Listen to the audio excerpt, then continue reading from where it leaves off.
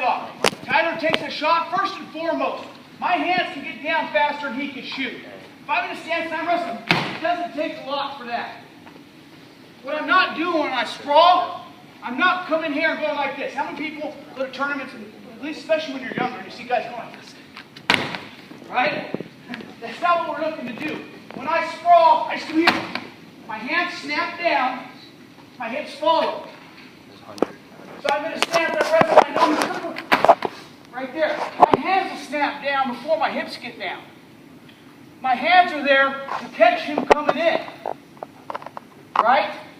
So I'm in a stance and I'm moving, and I know Tyler's coming, he takes a shot. Boom. My hands are there. My hands will catch him. Basics of a front head. First off, I time him coming, I snap my hands down.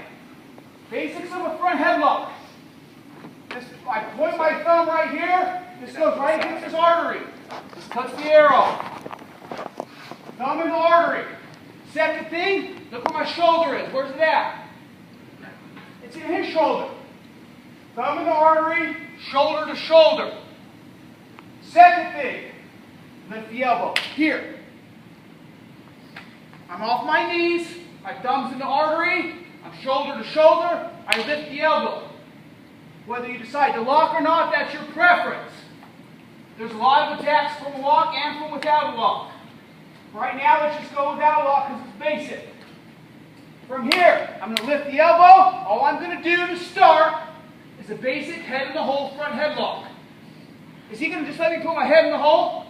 No, he's going to try to circle up and stay with me. There's two different ways to get my head in the hole here. The first, I can just lift and jerk it and get it behind his armpit here. Once I'm here, I can start hip dipping here, looking to get behind, looking to come over the top.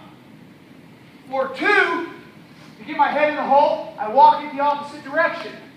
Again, my thumb's pointed, this is right in his artery. Here, I'm shoulder to shoulder, lift the elbow, I walk, jam it under, right there. Okay? On the finish on the front head, once I get my head under, there's a couple options. Once I'm here, and I'm here, I can hip dip to re-sink, come over the top. Here, now I'm locked in. Once I'm locked in here, I'll get my two. I can come here, look to come around the foot, get around for two. Or I can go to the ass cheek and get around for two. The key is burying your head under that armpit.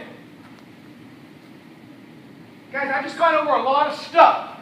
First and foremost, basic position. Hands are down, shoulder to shoulder, thumb on the artery, lift the elbow. I want to bury my head, I walk, I'm under. Once I'm here, I can come over the top, I can come here, right? If I don't feel like I'm tight enough, I can hip dip and reload. That got a lot tighter real quick, didn't it? Yeah, hip dip. That little hip dip I did there, it's a good way to really crank up that pressure. All right? I'm showing you guys too much right now. We'll spend a few minutes on all this. But again, what I want you to understand right now, basics of a front head, shoulder to shoulder, thumb on the artery, lift the elbow, bury the head, look to score. If you can, ideally, your highest scoring percentage, once I get here, once I lift here, let's say I bury my head, right there. That's going to be your highest scoring percentage. Because he's trying to stay square, okay? Once I get my head under, once I get this hip down, it's locking me in. You guys see how sitting in here creates that pressure? It's helping me with my angle. I sit to my hip here. As I recover, I go forehead. Right there. All right? Basic front heads, guys. Hands down, shoulder to shoulder, thumb in the artery, lift the elbow, bury your head. RC, how do you, like for those funky guys that are kind of waiting for that slight, What? Like when you're sitting that hip, and you're waiting for Hip dip? Yeah, when like funky guys will like kind of wait for that little pressure and like maybe cartwheel out. How do you keep from? By keeping everything tight. My initial position. He can't cartwheel out here. Everything I have is tight and it's under me. They can only cartwheel if this is loose. I come around here and I'm loose here, and he wants to scramble, but I've got everything tight under me. That's part of the key position here. Guys, as I hip dip, I didn't mention this, but you'll notice as I hip dip, I bite down on that artery. That gets a lot tighter when I hip dip. I use that head as a lever.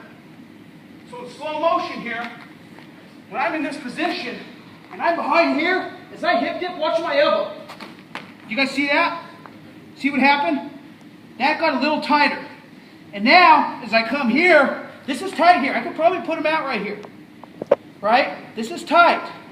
Once I'm locked in, I just drive. Try to drive him to the hip. That makes sense? Everything, my key position keeps me locked and tight, so they can't be squirrely. Notice on my elbow, guys. Do I got long elbows or short elbows on this?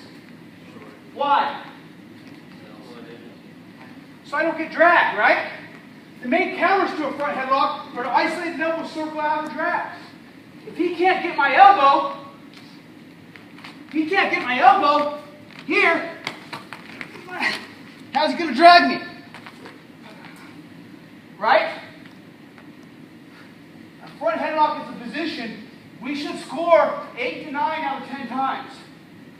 All right? But we're not going to get that without the fundamentals. So what I want you to do is go with your partner. When partner takes a double, other man works his front headlock. Go until it gets tight, and then give him a little resistance. Let's just play around with this for about 10 minutes. Hey, adjust your positions a little bit too. The guy underneath, tell him where the pressure is. Tell him if the pressure increases or decreases. Great point. Stuff like that. Be accountable to your partner and help them out. Good point. Let's work on front heads. 1, 2, 3.